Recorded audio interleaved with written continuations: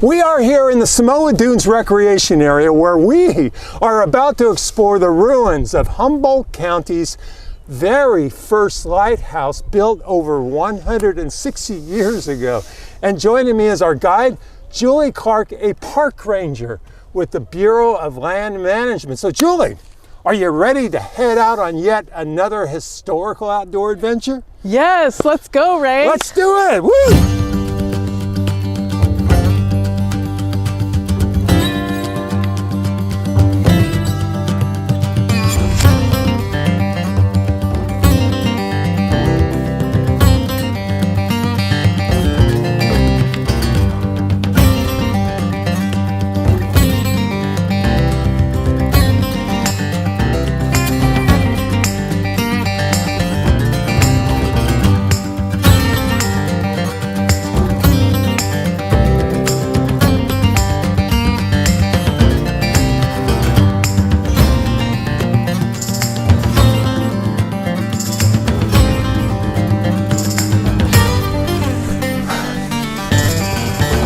Julie, I think this is it. I see a bunch of bricks scattered everywhere around here.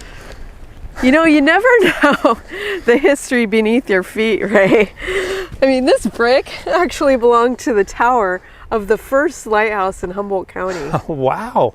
But Julie, we're so far away from the ocean. Why would they build a lighthouse way out here in the middle of the dunes?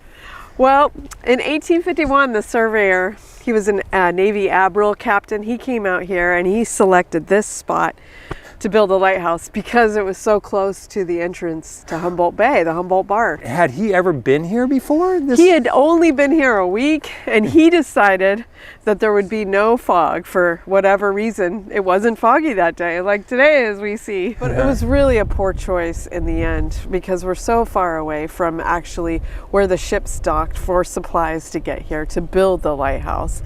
And it's shifting sands. There's only 53 feet that the tower stood above high tide. So ships could barely see this light. The very first ship bringing out all the construction supplies out here to build the lighthouse actually wrecked on its way here. And then they had to start all over again. Once they got the supplies here in 1854 and construction began, they had to cart the supplies over the sand dunes from the bay where the ship was and get here, which is about a half a mile. And once they finally built this location, it was 1854. Now they had to wait for the light to arrive from France because the Fresnel lands had to be shipped from France. And then it had to go all the way around the Horn. And then once it got close to this area, they snatched the light and took it to Point Loma Lighthouse. Oh, no. And then finally, after all this work, on December 20th, 1856, John Johnson lit the light for the first time. Hooray, finally. Can we go around and look at some of the ruins and see what we can find? Oh, here? absolutely. All right, let's go. Look.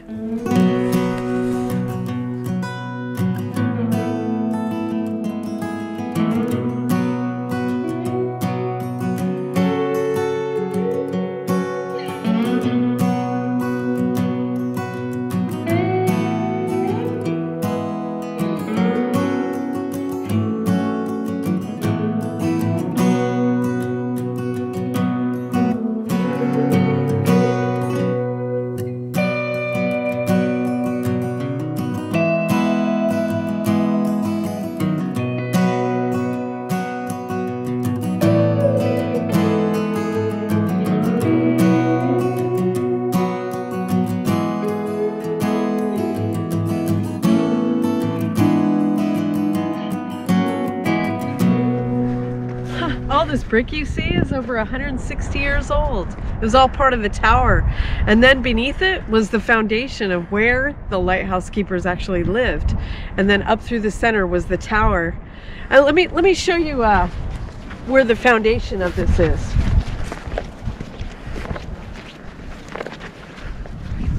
This was all part of the foundation that once belonged to this lighthouse in 1856. And then this is all the vinca and ivy that's all kind of taken over. But they actually planted it so many years ago. Come on, Ray, I'll take you around and show you some more. You can see, Ray, there's this trough here. This is part of that foundation of the lighthouse. And now ivy and vinca has grown all around it.